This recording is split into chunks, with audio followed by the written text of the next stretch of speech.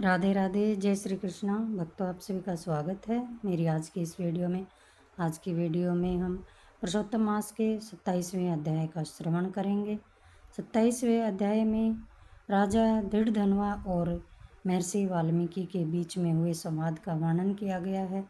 इस अध्याय में बताया है संसार की नश्वरता और उसको समझ कर और मोह माया से मुक्ति लेकर इंसान को भगवत भक्ति का मार्ग अपनाना चाहिए। इस अध्याय में यह भी बताया है कि महर्षि वाल्मीकि के द्वारा पुरुषोत्तम मास का महात्म्य सुनकर राजा दृढ़धनवा का मन संसार से विरक्त हो जाता है। उन्हें सत्य की पहचान हो जाती है कि यह संसार राग, द्वेष, लोभ और मोह से भरा हुआ है। संपूर्ण पुरुषोत्तम मास की कथा सुनने से या उसका पाठ करने से पापी से पापी जीव का भी उद्धार हो जाता है और जन्म जन्मांतर के पाप कट जाते हैं। जो भक्त इस कथा को श्रद्धा के साथ सुनते हैं उन्हें गोलोक की प्राप्ति होती है और वे सीधे भगवान नारायण की शरण में स्थान पाते हैं। आइए अब इस अध्याय का श्रवण करते हैं। इस अध्याय में श्री नारायण बोले, इस प्रकार कहकर मौन हुए मुनीश्वर वाल्मीकि मुनि को सपत्नीक राजा दृढ़धनवा ने नमस्कार किया और प्रसन्नता के साथ भक्तिपूर्वक पूजन किया। उस राजा दृढ़धनवा से की हुई पूजा को लेकर आशीर्वाद को दिया, तुम्हारा कल्याण हो।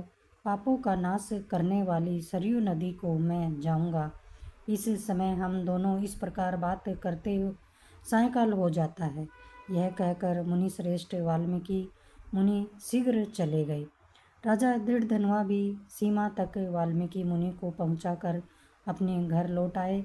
घर जाकर अपनी गुण सुंदरी नामक सुंदर स्त्री से बोले।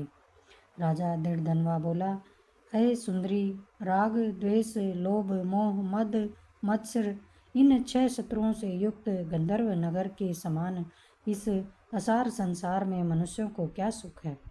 कीट, विष्ठा, भस्म, रूप और वात, पित्त, कफ इनसे युक्त मल मूत्र रक्त से व्याप्त ऐसे इस शरीर से मेरा क्या प्रयोजन है।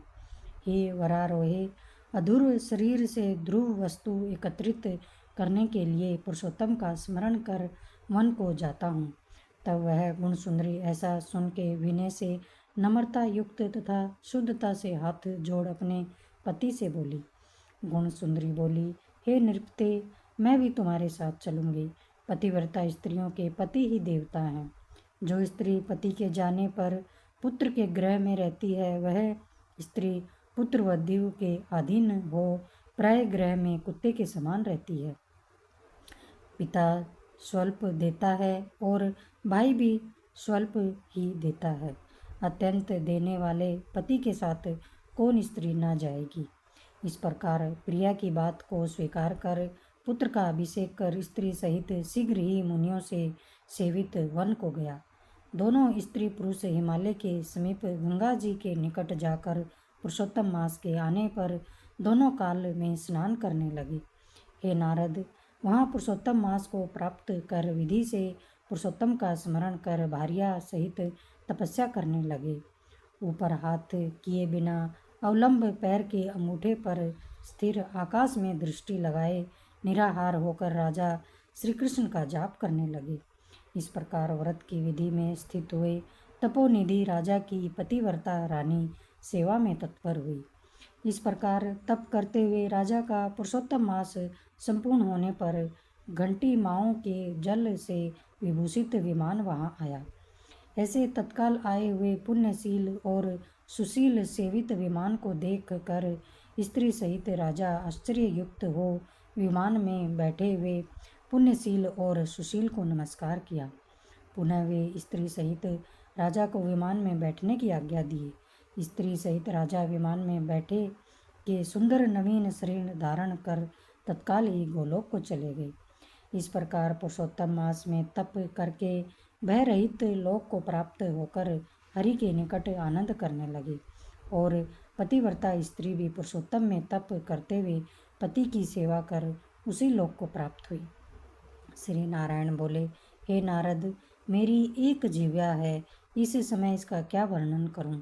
इस पृथ्वी पर पुरुषोत्तम के समान कुछ भी नहीं है। सहस्त्र जन्म में तप करने से जो फल प्राप्त नहीं होता है, वह फल पुरुषोत्तम के सेवन से पुरुष को प्राप्त हो जाता है। श्री पुरुषोत्तम मास में बुद्धिपूर्वक अथवा अबुद्धिपूर्वक किसी भी बहाने यदि उपवास, स्नान, दान और जप आदि किया जाए तो करोड़ों जन्म पर्यंत किए पाप नष्ट हो जाते हैं। जैसे दुष्ट बंदर ने अबुद्धिपूर्वक 3 रात तक पुरुषोत्तम मास में केवल स्नान कर लिया तो उसके पूर्व जन्म के समस्त कुकर्मों का नाश हो गया और वह बंदर भी दिव्य शरीर धारण कर विमान पर चढ़कर जरा मरण रहित गोलोक को प्राप्त हुआ। इसलिए यह पुरुषोत्तम मास संपूर्ण मासों में अत्यंत ही श्रेष्ठ मास है, क्योंकि इसने बिना जाने से ही पुरुषोत्तम मास में किए गए स्नान मात्र से दुष्ट वानर को हरि भगवान के समीप पहुंचाया है। अहो आश्चर्य है, श्री पुरुषोत्तम मास का सेवन जो नहीं करने वाले हैं वे महामूर्ख हैं। वे धन्य हैं और कृतकृत्य हैं तथा उनका जन्म सफल है। जो पुरुषोत्तम श्री भगवान मास का विधि के साथ स्नान, दान, जप, हवन, उपवास पूर्वक सेवन करते हैं। नारद मुनि बोले, वेद में समस्त अर्थों का साधन करने वाला मनुष्य शरीर कहा गया है, परंतु यह वानर भी व्याध से पुरुषोत्तम मास का सेवन कर साक्षात मुक्त हो गया। हे तपोनिधे, संपूर्ण प्राणियों के कल्याण के निमित्त मुझसे इस कथा को कहिए। इस वानर ने 3 रात्रि तक स्नान कहाँ पर किया? यह वानर कौन था? आहार क्या करता था? उत्पन्न कहाँ हुआ? कहाँ रहता था? और श्री पुरुषोत्तम मास में व्याज से उसको क्या पुण्य हुआ? यह सब विस्तार से सुनने की इच्छा करने वाले मेरे से कहिए। आप से कथा अमृत श्रवण करते हुए मुझे तृप्ति नहीं होती है। श्री नारायण बोले, कोई केरल देश का अत्यंत ही लालची, शहद की मक्खियों के समान धन में प्रेम रखने वाला, सर्वदा धन के संचय करने में तत्पर रहने वाला ब्राह्मण था। उसी कारण से लोक में कदरे नाम से प्रसिद्ध था। उसके पिता ने भी प्रथम उसका नाम चित्र शर्मा रखा था। उस कदरे ने सुंदर अन्न, सुंदर वस्त्र का किसी समय उपभोग नहीं किया। उस कुबुद्धि ने अग्नि में आहुति, पितरों का श्राद्ध भी नहीं किया, यश के लिए कुछ नहीं किया और आश्रित वर्ग का पोषण नहीं किया। अन्याय से धन को इकट्ठा कर पृथ्वी में गाड़ दिया। माघ मास में उसने कभी तिल दान नहीं किया। कार्तिक मास में दीपदान और ब्राह्मणों को भोजन नहीं कराया। वैशाख मास में धान्य का दान नहीं किया और व्यतिपात योग में सुवर्ण का दान नहीं किया। वैधृति योग में चांदी का दान नहीं किया और ये सब दान कभी सूर्य संक्रांति काल में नहीं दिया। चंद्र ग्रहण, सूर्य ग्रहण के समय न जप किया और न अग्नि में आहुति दी। सर्वत्र नेत्रों में आंसू भरकर दीन वचन कहा करता था। वर्षा वायु आतप से दुखित, दुबला और काले शरीर वाला वह मूर्ख सर्वदा धन के लोभ से पृथ्वी पर घूमा करता था। कोई भी इस पामर को कुछ दे देता, इस तरह बार बार कहता हुआ गो के दोहन समय तक कहीं भी ठहरने में असमर्थ था। लोक के प्राणियों के धिक्कारने से जला हुआ और उद्विग्ना मन होकर घूमता था। उसका मित्र कोई बाय नेचर वाटिका का मालिक था। उस कदर्रे ने उस माली से बार बार रोते हुए अपने दुख को कहा, नगर के वासी मेरा नित्य तिरस्कार करते हैं, इसलिए उस नगर में मैं नहीं रह सकता हूँ। इस प्रकार कहते हुए उस कदर्रे ने ब्राह्मण के अत्यंत दीन वचन को सुनकर माली दयार्द्र चित्त हो गया। शरण में आए हुए उस दीन ब्राह्मण पर माली ने दया कर कहा कि हे कदर्रे, इस समय तुम इसी वाटिका में वास करो। नगरवासियों से तिरस्कृत हुआ वह कदर्रे उस माली के वचन को सुनकर प्रसन्न होकर उस वाटिका में रहने लगा। नित्य उस माली के पास वास करता और उसकी आज्ञा का पालन करता। इसलिए उस कदर्रे में माली ने दृढ़ विश्वास किया और उस कदर्रे में अत्यंत ही विश्वास होने के कारण माली ने उस कदर्रे ब्राह्मण को अपने से छोटा बगीचे का मालिक बना दिया। इसके बाद उस माली ने यह निश्चय किया कि कदर्रे हमारा आदमी है, इसलिए वाटिका की चिंता को छोड़कर राज मंदिर का सेवन किया। राजा के यहाँ उस माली को बहुत कार्य रहता था, इसलिए और पराधीनतावश वाटिका की और वह कभी नहीं आया। वह अत्यंत ही दुर्बल कदर उस वाटिका के फलों को आनंद से अच्छी तरह भोजन करता और लोभवश बचे हुए फलों को बेच देता था। निर्भय पूर्वक उस बगीचे के फलों को बेचकर सब धन स्वयं ले लेता था। जब माली पूछता था तो उसके सामने झूठ बोलता था कि नगर में फिरता फिरता भिक्षा मांगता मांगता और खाता खाता तुम्हारे मन की रक्षा करता हूँ। फिर भी पक्षीगण इस बगीचे के फलों को महीने में आकर खा जाते हैं। देखिए, मैंने कुछ खाते हुए पक्षियों को अच्छी तरह से मार डाला है। यहाँ चारों तरफ उन पक्षियों के मांस और पंख गिरे पड़े हैं। उन मांस के टुकड़ों को और पंखों को देखकर उसका अत्यंत ही विश्वास कर माली चला गया।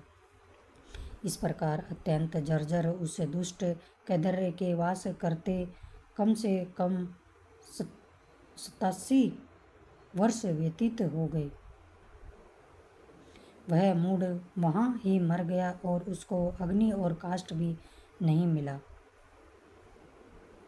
बिना भोगे पापों का नाश नहीं होता है, ऐसा वेद के जानने वाले कहते हैं। इस कारण हाहाकार करता हुआ यमदूतों के मुदगर के आघात से पीड़ित कष्ट के साथ अत्यंत ही भयंकर दीर्घ मार्ग को गया। पूर्व में किए हुए कर्मों को स्मरण करता हुआ और प्रलाप करता हुआ तथा बुद्बुद अक्षरों में कहता हुआ कि अहो आश्चर्य है, मुझ दुष्ट कैदर्य के अज्ञान को देख लिए।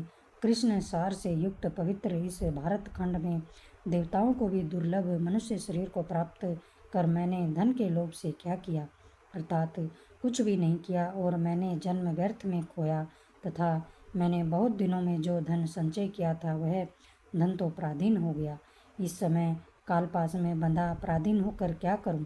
प्रथम मनुष्य शरीर को प्राप्त कर भी कुछ भी पुण्य कर्म नहीं किया, न तो दान किया, न अग्नि में आहुति दी, न हिमालय की गुफा में जाकर तपस्या की, मकर के सूर्य होने पर माघ मास में न गंगा के जल का सेवन किया, पुरुषोत्तम मास के अंत में 3 दिन उपवास भी नहीं किया और कार्तिक मास में तारागण के रहते प्रातः स्नान नहीं किया।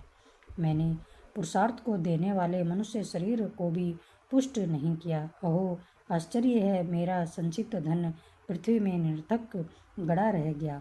दुष्ट बुद्धि होने के कारण जीवन पर्यंत जीव को कष्ट दिया और मैंने जठरा अग्नि को भी कभी अन्न से तृप्त नहीं किया। किसी पर्व के समय भी उत्तम वस्त्र से शरीर को आच्छादित नहीं किया। न तो जाति के लोगों को, न बांधुओं को, न स्वजनों को, न बहनों को, न दामादों को, न कन्या को, न पिता माता छोटे भाई को, न पतिव्रता स्त्री को, न ही ब्राह्मणों को कभी प्रसन्न किया। इन लोगों को एक बार भी मिठाई से कभी तृप्त नहीं किया। इस प्रकार विलाप करते हुए उस कदर्य को यमदूत यमराज के समीप ले गए। उसको देखकर चित्रगुप्त ने उसके पाप पुण्य को देखा और अपने स्वामी धर्मराज से कहा कि हे महाराज, यह ब्राह्मणों में अधम कृपण है। धन के लोभी इस दुष्ट कैदर्य का कुछ भी पुण्य नहीं है। वाटिका में रहकर इसने बहुत पाप किया है। माली का विश्वास पात्र बनकर साक्षात स्वयं फलों को चुराया और जो पके हुए फल थे उनको खाया और जो खाने से बचे हुए फल थे उनको इस दुष्ट ने धन के लोभ में बेच डाला। एक फलों के चोरी का पाप, दूसरा विश्वासघात का पाप। हे प्रभु, ये 2 पाप इस कृपण में अत्यंत ही उग्र हैं और भी इसमें कई प्रकार के अनेक पाप हैं। नारद मुनि बोले, इस प्रकार ब्रह्मा के पुत्र चित्रगुप्त के वचन को सुनकर अत्यंत ही क्रोध से युक्त धर्मराज ने कहा कि यह कैदर्य 1000 बार वानर योनि में जाए और विश्वासघात का फल इसको बाद में होएगा। पुरुषोत्तम मास के 27वें अध्याय का महात्म्य समाप्त होता है। जय श्री कृष्णा। राधे राधे।